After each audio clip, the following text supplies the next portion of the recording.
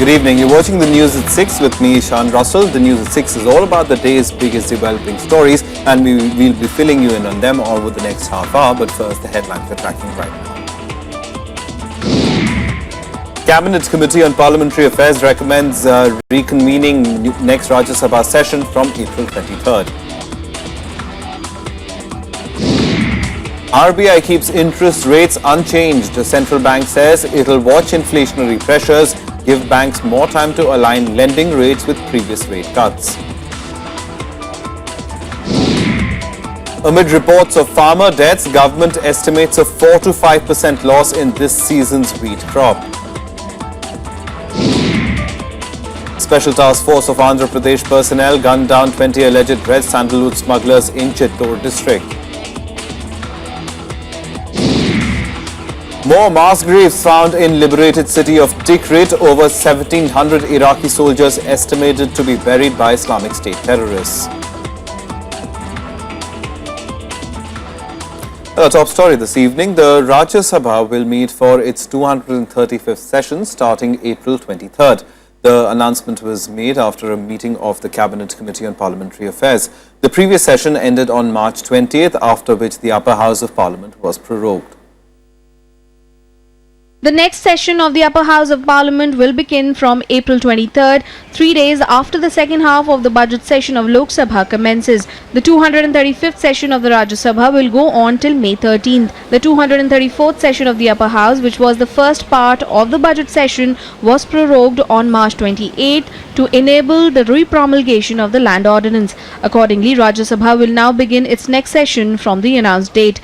The lower house of Parliament, the Lok Sabha, will meet as scheduled from April 20th and conclude on May 8th. The announcement comes amid renewed government efforts to reach out to the opposition on the issue of land bill. प्रधानमंत्री जी पूरा जायजा लेकर ये जो किसानों पर आपत्ति आई है, विशेष रूप से गार बड़े प्रमाण पर आई, किसान का बहुत बड़ा नुकसान हुआ है, इसकी जानकारी पूरी इकट्ठा होने के बाद हमारी सरकार और प्रधानमंत्री जी उचित निर्णय जरूर करेंगे, ये मेरा विश्वास है. The opposition has been going all out against the proposed changes to the land bill. Even though the government got the bill passed in Lok Sabha, the going won't be so easy in Rajya Sabha, where it is in a minority.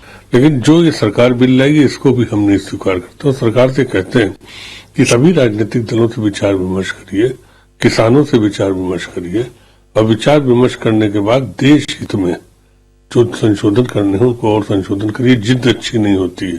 If the BJP calls its amendments pro-farmer, I think this is a new dictionary with a new definition of pro-farmer created by, of and for the BJP. They don't answer the real questions. During the session, land bill will be the government's top priority and focus. The new ordinance on land carries the 9 official amendments to the earlier ordinance agreed to in Lok Sabha. With inputs from Vishal Daya, Bureau Report for Rajya Sabha TV. And a correspondent, Vishal Daya, is standing by with the latest on the story. Vishal, as far as the government's plan to get this bill passed, I mean, we had the BJP National Executive over the weekend, and over the message of the government and the BJP was that they'll go aggressive on this. So as far as the passage of the bill is concerned, take us through what's expected to happen. Well, the stalemate between the government and the opposition, Ishan, on the issue of land acquisition bill and the ordinance which has been re-promulgated by the government is now at its peak. As you rightly pointed out, in the national executive, BJP's national executive, the focus was on the land acquisition bill itself. The government's ministers and the leaders of the ruling party have been saying for quite a while now that the government will try its level best to get the bill passed in its current form. The new the ordinance which has been promulgated just recently is exactly the same bill which was passed by the Lok Sabha with 9 amendments to the previous ordinance, and this is something which is again not acceptable to the opposition parties. The opposition, including the Congress, has made it pretty clear that nothing short of the exact replica of 2013 bill which was passed during UPA's regime will be acceptable to them. Something which is again not acceptable to the government and treasury benches. Now, the strategy of the opposition right now seems to be the Congress is going to go ahead and have a huge rally which they are going to conduct in Ramlila grounds in the national capital just a day before Lok Sabha's post-recess budget session continues. And then on 23rd onwards, the Rajya Sabha's 235th session will also begin. So obviously, as of now, the government strategists would be mulling over the fact whether or not to bring this bill in Rajya Sabha this time around. Our sources say that the government will again try and bring the bill in Lok Sabha once the second half of the session begins, and once they get a clearance go ahead from the Lok Sabha on this particular bill, as it has already had once in the budget session, then the government might go to the upper house. But then going to the upper house with this particular bill will more or less depend upon what kind of agreements they can reach with smaller parties, with regional parties or smaller political parties, so that they can muster up enough numbers to try and counter the agenda or strategy of the principal opposition party Congress and other smaller parties which are supporting it in opposing the land acquisition bill. All right, Vishal, we leave it there. Thanks very much for joining us with that update for now. Moving on, the Reserve Bank of India today opted to keep the interest rates unchanged in the first bi-monthly monetary policy for the new financial year. The central bank chose to gauge inflationary pressures before making the next move and give banks more time to alter lending rates to adjust previous rate cuts. RBI Governor Raghuram Rajan kept repo rate, the rate at which the central bank lends money to banks, unchanged at 7.5%. The RBI also kept the proportion of deposits banks have to keep aside with RBI, that's CRR, unchanged at 4%. The RBI has cut rates twice this year in two unscheduled actions outside its policy meetings. However, this has not resulted in most banks passing on the benefits to the customers. Given that there has been also very little transmission so far from the rate cuts that we effected at the beginning of the year and in March, we're waiting to see transmission taking place. The central bank also said that it is assessing the impact of unseasonal rains and hailstorms on food prices. The central bank pinned hopes on normal monsoon and expects inflation to remain at its current levels in the first quarter. RBI hopes inflation will moderate to around 4% by August. RBI also sounded hopeful on meeting the 6% inflation target by January next year. Analysts feel RBI's announcement was on expected lines. However, it has disappointed India Inc. He's also waiting for some data points on the weather conditions and the recent hailstorms which affected some crops to gauge upon how the consumer inflation behaves in the coming weeks. We feel that there was a room for further relaxation in the CRR because that would have increased the flow of money in the market, and some of the projects that are needing the huge money would have been the beneficiary of that. RBI projected economic growth of 7.8% in the current fiscal under the new methodology unveiled by the government earlier this year. The estimated figure is below the government's forecast of growth of 8 to 8.5%. Kriti Mishra, Rajya Sabha TV. Now, a day after the Jammu and Kashmir government said AFSPA will be removed in a phased manner, the Assembly witnessed uproarious scenes over the issue. Now, this comes a day after 3 terrorist attacks in the valley with in a matter of just 4 hours. PDP's ally, the BJP, had also opposed the removal of the Armed Forces Special Powers Act as the opposition raised questions whether all is well within the government. Proceedings in the Jammu and Kashmir Assembly were disrupted on Tuesday over the issue of removing AFSPA from the valley. The issue was raised by ruling PDP on Monday, but its ally BJP members have opposed phase-wise removal of AFSPA, especially after the 3 militant attacks a day before. The MLA said that revoking the controversial law will only strengthen the militants operating in the valley. AFSPA नहीं हटेगा ना हम हटने देंगे क्या हम AFSPA हटा के हम किसकी मदद करेंगे पाकिस्तान के समर्थन से आने वाले क्या हम आतंकवादियों की यहां मदद करेंगे Militant activities in Kashmir has increased over the last few months with major strikes at some of the places. That is why army feels it will not be right to take a call on AFSPA. ये हर एक incident से हम अपना सबक ले रहे हैं और इससे भी लेंगे स्टेट गवर्नमेंट और गवर्नमेंट ऑफ इंडिया इसके ऊपर अभी विचार कर रही है they are considering the entire issue so I think let them do their job we will continue to do our job on the ground. The controversial act gives government troops sweeping powers to arrest suspects without charge and give troops substantial immunity from prosecution. The Mufti government statement received widespread criticism from other opposition parties. They questioned whether the two ruling allies were on the same page on the issue. Some even asked if all is well within the alliance. Unless and until the army, the state government, the other paramilitary forces and of course the central government can arrive at a complete comprehensive consensus about the tests to measure reduction in militancy in certain areas, and also without addressing the issue of what happens if people cross over from one district to another. Without these practical problems, unilateral declarations like this are a recipe for disaster and should be avoided. Bharatiya Janata party को सरकार से समर्थन वापस लेना चाहिए, नहीं तो मुफ्ती साहब को रहते हुए देश की हालत खराब होगी और कश्मीर आतंकियों के हवाले चला जाएगा. Jammu and Kashmir Chief Minister Mufti Mohammad Saeed met Prime Minister Narendra Modi and Home Minister Rajnath Singh on Tuesday amid the debate in the Assembly. Last month, Rajnath had said that it is not the right time to withdraw FSPA from the valley.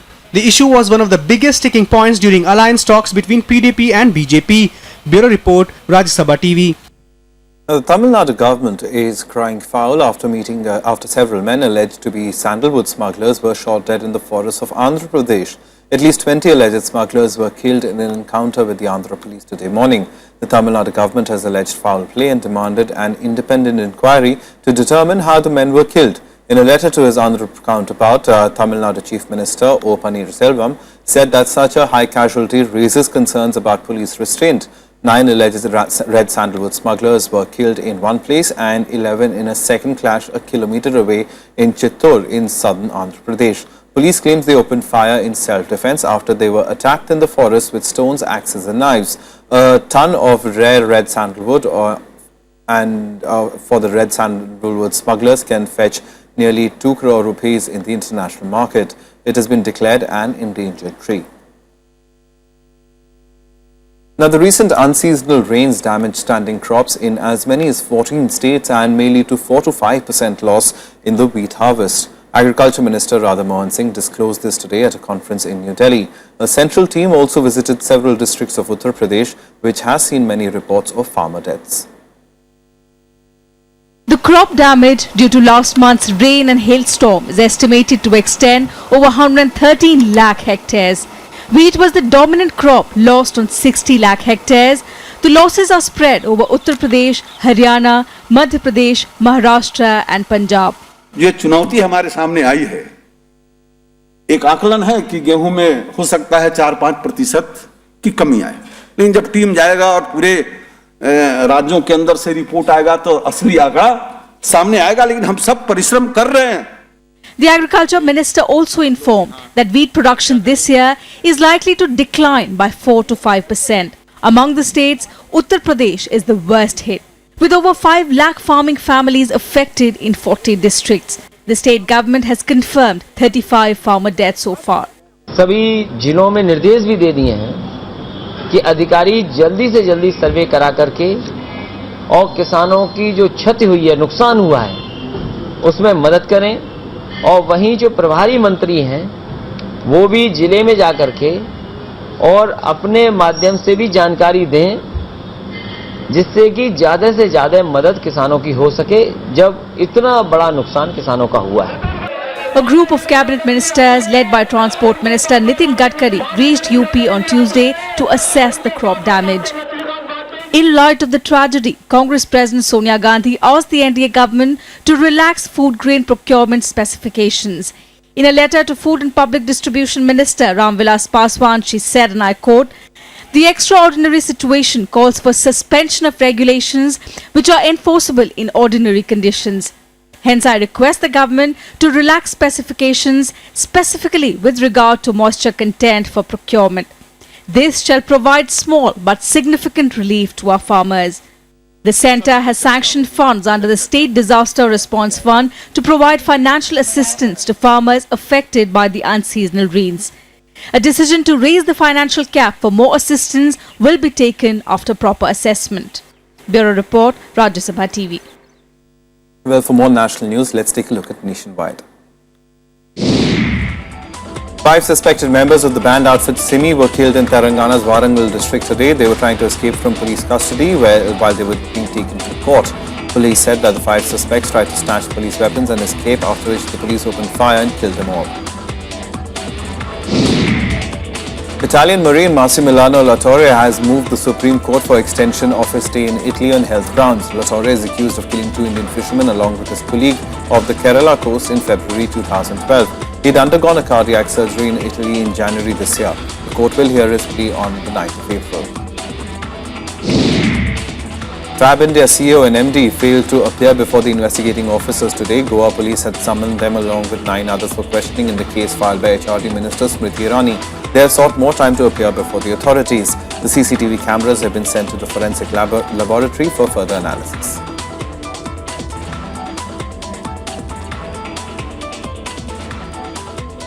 Well, time for a quick break right now, but coming up on the other side, all the international news. There have been mass graves that have been found in Tikrit. 1,700 Iraqi soldiers' bodies have been discovered. More on that on the other side.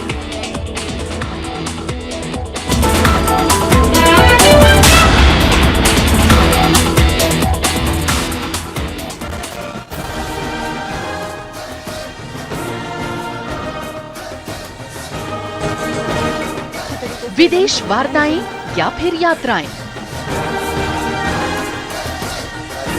Iraq संकट से जुड़ी खबरों से उधर अगवा की गई भारतीय जहां भी है अंतर्राष्ट्रीय घटनाएं, हर जगह है राज्यसभा टीवी की team.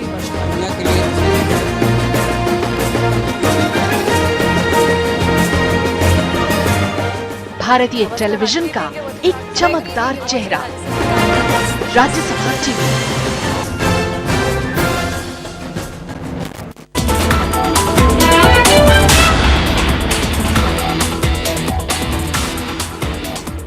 Welcome back. You're watching the news at 6. Now, India's rescue mission Operation Rahat to evacuate stranded citizens out of war-torn Yemen is almost complete. A newborn baby was among over 1,000 more rescued since yesterday in what is the biggest rescue operation undertaken by the Indian Navy and Air Force in recent years. Union Minister V.K. Singh said only a few hundred remain to be evacuated now. The centre is looking to wrap up its massive rescue operation in Yemen to pull out stranded Indians amid heavy fighting. A newborn baby was among 1,052 more evacuated from Yemen since Monday.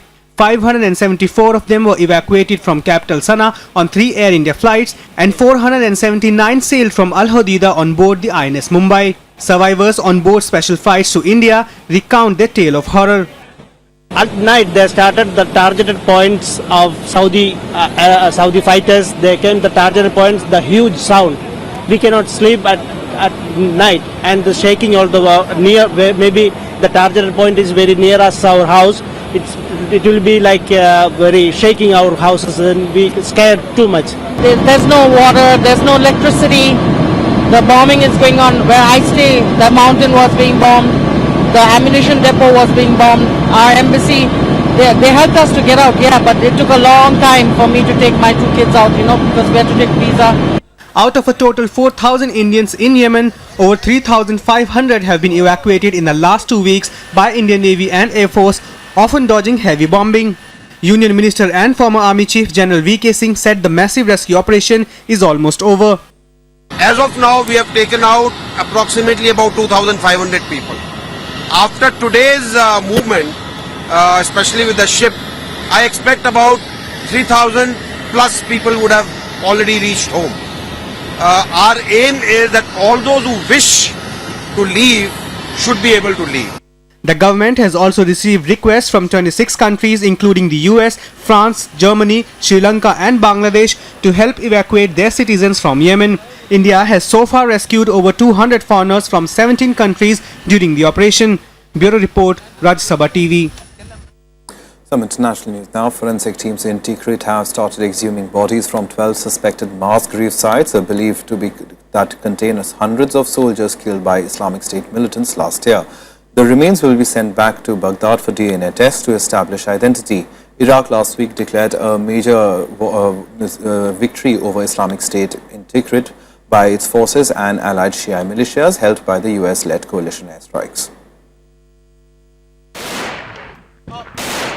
Tributes to the slain soldiers. A mass grave thought to contain the remains of 1,700 Iraqi soldiers massacred by the Islamic State last June has been discovered.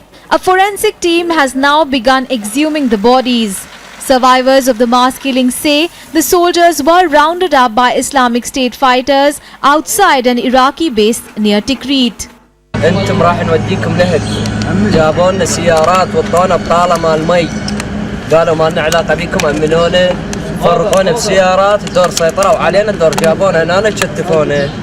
Videos and pictures posted by the Islamic State of the killings of the mostly Shia soldiers went viral earlier. It is believed that there are 8 mass graves inside the presidential palace complex, the former residence of Saddam Hussein, and 2 other sites outside the city. The palace complex became Islamic State headquarters after the militants occupied the city. Iraqi soldiers and Shia militia retook Tikrit a few days ago after a fierce battle. The Iraqi army is now expected to turn its attention to Nineveh and Mosul. ولهذا مجيئنا اليوم إلى أربيل هو نتعاون وننسق على خطة مشتركة لتحرير أهل نينوى. نحن ليس لنا أي مصلحة لا حكومة اتحادية ولا حكومة إقليم كردستان في التجاوز على أراضي نينوى. The Islamic State's onslaught in June 2014 threw Iraq into its worst crisis since 2012 US troop withdrawal. Islamic State has carved out a self-styled caliphate in large area along the Iraqi-Syrian border. Bureau Report, Rajya Sabha TV. Now, the burden of an increasingly globalized food supply and the rising number of foodborne diseases is calling for an urgent need to strengthen food safety systems, which is why on World Health Day today, the World Health Organization is drawing attention to the issue of food safety. Unsafe food kills 2 million people annually, many of them children. Food infected with bacteria, viruses, parasites and chemicals cause over 200 diseases ranging from diarrhea to cancers. Which is why on World Health Day, the World Health Organization is promoting the message of safe food. With the slogan, "From farm to plate, make food safe." Starting from where the food is grown, how it is plucked, how it is sold, how we purchase, then how we bring it to the home, how we store, how we wash, how we cut, after cutting, how we cook, after cooking, how we serve, after serving, how we eat, and after eating, how we dispose of the leftover. And if we are reusing it, how to reuse and how to reheat. All these factors at any level, if there is a disturbance, you will end up into a waterborne disease. In India, most foodborne illnesses go unreported. Although data from 2011 to 2014 shows they alone are responsible for over 50% of disease outbreaks in this period. Foodborne diseases, if you look into it, it has a very high rate in India, though we do not know the exact percentage of what it is. But since it is linked to water safety, hygiene, sanitation, all these issues, therefore we have to understand that all of them compile up to cause foodborne illnesses. So it is of very critical importance to India. There are a lot of patients who are dying of liver failure, and they are dying of liver failure only because the quality of water is bad in Delhi. There is a lot of pesticides in the food, and which directly hits the liver. So I think it's very important that we have to look at the quality of water coming into our homes. We have to look at the quality of food, which means the amount of pesticides in the food. There has to be a regulation. Harmful agricultural practices, poor hygiene and lack of preventive controls in food processing are causing many safety hazards. Which is why experts argue for suitable standards on both production and sale of street food. Basically found is nutritionally excellent, uses local traditional food, not food which is unhealthy, local and extremely fresh because they have no place to store.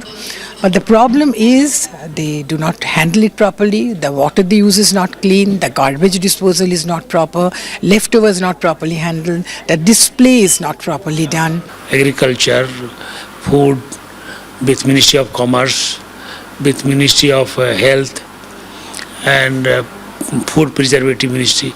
So all we have a meeting and we decided that we should work in an integrated way in such a way that food which is given, which is provided to the people, and how to regulate, how to avoid the contamination. By like mostly if you see children suffer from the diarrhea because food are contaminated. This year, World Health Day is all about a safe and a healthy diet for all. It's also an appeal to collective government and public forums for suitable action on agriculture, trade, health, education and social protection. Anshu J. Singh's report for Rajya Sabha TV. That's all from us. Goodbye.